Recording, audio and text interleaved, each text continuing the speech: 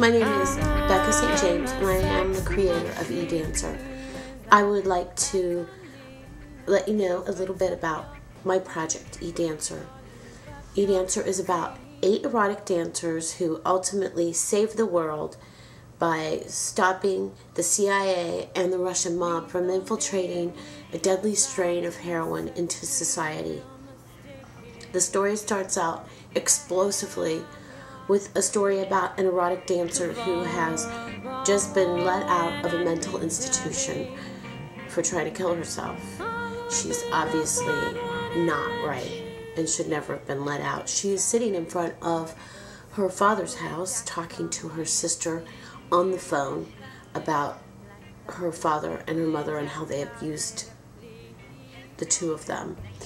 CJ is her twin sister, and they were both severely abused by the mother and the stepfather. So CJ is very worried about Dusty. Dusty is ranting and raving about them, and then all of a sudden she puts the phone in her pocket, gets out of the car, still going. CJ can hear everything that's going on. She walks up to her father's house, knocks on the door, asks the butler to show her to the father, and she pulls out a gun and shoots him slowly, terrifying his pregnant wife, who is not quite sure what to do. Then she takes off and goes over to the mother's house 10 minutes away and does pretty much the same thing to her and kills them both very slowly. She wants them to die a slow death, whether it's 5 minutes. She wants it to be as excruciating as her whole life has been. So then she drives her car over to the club on Market Street where she works, and she tells CJ that she cannot do it anymore. And she puts the phone on the seat and picks up the can of gasoline. She pours it all over her body and strikes a match. And the people start rushing out of the club. They can't believe what they're looking at. It looks surreal, and it can't be true. It has to be like a group hallucination until the car explodes and flying pieces of metal fly into the innocent bystanders and injure several people. The scene then shoots to the two main characters, Jasmine and Cassandra, who are, Jasmine is sitting on the porch dressed in black for the funeral, and she is deeply disturbed by Dusty's death and what's happened to CJ. And though they weren't close per se, it's still affected her, and she's very upset by it. And Cassandra, her best friend, who died 10 years previously, is now an angel, and their relationship has changed very little since she died 10 years ago. So Cassandra pops in and kind of acts as a distraction for Jasmine, so that she could cheer her up a little bit. So they have a quite intriguing conversation about heaven and God and what it's like there. And according to Cassandra, heaven is one big party, and basically they don't have any roles or labels or boxes like we do, but they use all of our roles, labels, and boxes for party ideas. They think that we're quite entertaining and definitely mimic what we do and who we are,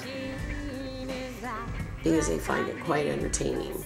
So they have a lot of fun at our expense. And heaven, according to Cassandra, is like a big piece of chocolate cake that you just have to have. So,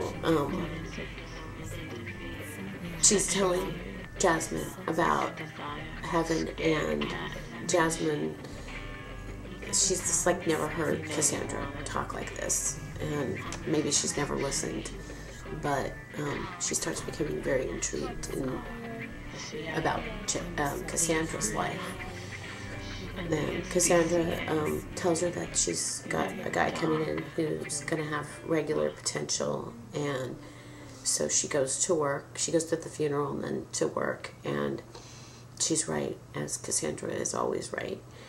And she meets this guy who, this is in Act 2, she meets this guy who is, his wife is dying, and he's very sad, and he doesn't really want to be with anybody but her, but the wife insists upon him doing something, going to a strip club, hiring an escort, something. She doesn't want him to be sad and lonely because she's too sick to give anything to him.